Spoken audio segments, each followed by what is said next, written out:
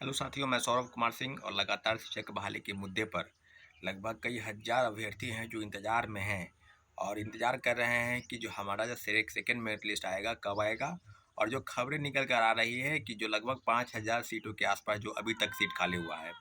तो हम लोग का भी अनुमान है लगभग 17-18 जिलों से जो सूची है जिला शिक्षा पदाधिकारी के ऑफिस से, वो सूची जो है शिक्षा विभाग और बीपीएससी को मिल गया है। परंतु अभी तक कई लगभग 10-12 जिला अभी बाकी है और भी जिलों की सूची है, लगभग 38 जिले हैं। तो आपको सबको पता है कि बिहार की जो स्थिति है उसको लेकर कि आप आधा आधी जिले की जो सूची है वो बाकी है। तो ओवरऑल कहा जाए तो सारे सीटों जब सीटों की सूची आ जाएगी तो निश्चित रूप से सेकेंड मेरिट लिस्ट की जो कवायद है रिजल्ट निकालने को लेकर उसकी पूरी तैयारी जो है समाप्त हो जाएगी। तो सेकेंड मेरिट लिस्ट पर सारे अभ्यर्थियों को हम सूचित कर दें कि सेकेंड मेरिट लिस्ट आएगा, परंतु थोड़ा इंतजार करना होगा। आप सबको पता है कि 10,000 से ज़्यादा लोग ज्वाइन नहीं किए। उसके बाद कई हज़ार लोगों की सूची इस बात को लेकर है कि उनके पास फर्जी प्रमाण पत्र है, उन पर भी कार्रवाई की जा रही है। तो सारी चीज़ों पर जो है आपको स्पष्ट हो गया है मामला कि रिज़ल्ट जो है वो पब्लिश होगा और रिज़ल्ट बहुत जल्द पब्लिश होने जा रहा है। तो सारी चीज़ें से अवगत हो जाइए, परंतु सारे विद्यार्थियों का ये मानना है कि 22 तारीख के दिन सेकेंड मेरिट लिस्ट की मांग है, कपल से सप्लीमेंट्री रिजल्ट को लेकर जो मांग है उसको लेकर एक सैकड़ों विद्यार्थी पटना में आएंगे और बीपीएससी और शिक्षा विभाग के समक्ष अपनी बातों को रखेंगे। तो निश्चित रूप से 22 तारीख के दिन आप लोग आइए पटना और अपनी बातों को मजबूती के साथ रखिए।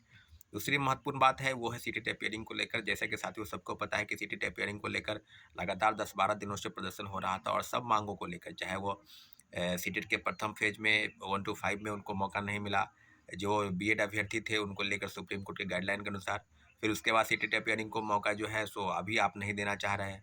तो आखिर उनके पास समस्या क्या है? बीपीएससी अगर किसी बात का तर्क दे रही है कि दिसंबर में परीक्षाएं होंगी और सीटेट की परीक्षा जो है 21 जनवरी 2024 को आयोजित है, तो लगभग 1 माह का समय है।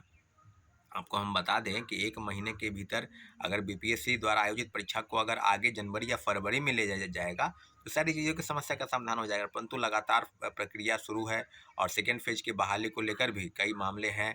आपको बता दें कि फॉर्म भरने से लेकर और जो भी रजिस्ट्रेशन करने को लेकर सब में कहीं न कहीं अगर रजिस्ट्रेशन दोबारा कर देते हैं तो आपका पेमेंट फँस जाएगा। फिर वो मामले को लेकर कई मामले हैं। एज रिलैक्सेशन को लेकर मामला भी है, उसको लेकर भी बात की जा रही है कि क्या होगा। तो ओवरऑल जो चीज़ यही है कि सरकार अपनी बातों को बिल्कुल सही ढंग से अब सीधे-सीधे अगर बीपीएससी कहा जाए या शिक्षा विभाग कहा जाए, तो लगभग रोज़ नोटिस निकलता है, रोज़ ट्वीट होता है। तो कई मामलों को लेकर उपाफों की स्थिति है, सब मामलों को लेकर हम लोग लगातार विरोध प्रदर्शन कर रहे हैं और सरकार के समक्ष अपनी बातों को आपके माध्यम से, प्रेस के माध्यम से पहुँचाने का प्रयास कर रहे हैं साथियों। अभी जो महत्वपूर्ण बात है वो है कि बिहार में बड़े पैमाने पर फर्जीवाड़ा हो रहा है। आपको कई लोगों की सूची मेरे पास आई है, आपको किशनगंज हो, कटिहार हो, अररिया हो, और अभी एक सूचना आई है कि आपको सुपौल जिले से आई है, किशनपुर ब्लॉक।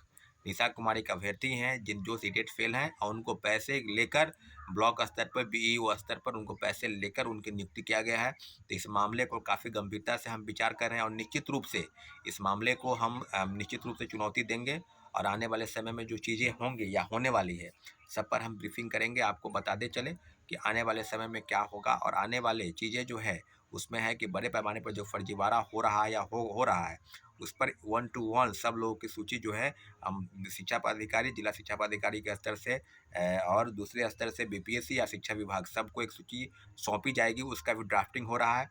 तो आपको बताते चले कि पैसे लेकर और नियुक्ति प्रक्रिया अगर आप पूरी कर रहे हैं, इस बात से आप सावधान हो जाइए कि हम लोग छोड़ने वाले नहीं हैं। कई मेरिटधारी जिनका रिज़ल्ट है, जिनकी जो प्रतीक्षा सूची में इंतज़ार कर रहे हैं कि हाँ, मेरा रिज़ल्ट आएगा और सीटेट और बीएड कई फर्जी प्रमाण पत्र के आधार पर आप नियुक्ति पा लिए हैं, तो इन सब मामलों को लेकर लगातार विरोध हो रहा है। कई जिलों से सूचनाएँ आ रही है, परंतु अगर पैसे लेकर इस तरह की चीज़ें होंगी तो बिहार की शिक्षा व्यवस्था कैसे बदलेगी? आज हम बात कर रहे हैं और कल फिर किसी चीज़ को लेकर और भी कई मामले हैं। कंप्यूटर साइंस के मामला था, उसमें भी काफ़ी फर्जीवाड़ा हुआ।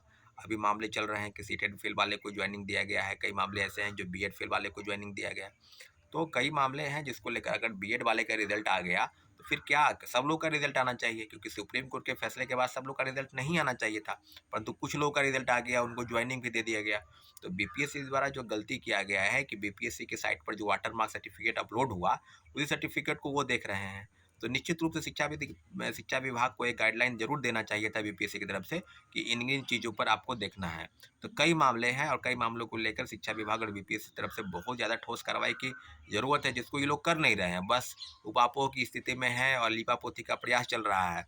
तो हम लोग सब चीज़ों पर एक बैठक बुलाएँगे और निश्चित रूप से जितनी भी कार्रवाई होगी, जिला शिक्षा पदाधिकारी के स्तर से या नहीं होगी, उसके खिलाफ हम लोग सिर्फ सूची जो है शिक्षा विभाग और बीपीएससी को सौंपने जाएँगे निश्चित रूप से।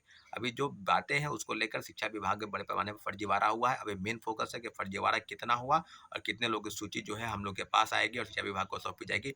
इसकी पूरी अपडेट आपको हम बता दें और निश्चित रूप से इन सारे मांगों को लेकर हम लोग जल्द ही एक नई बैठक शुरू करेंगे। ठीक है साथियों, धन्यवाद।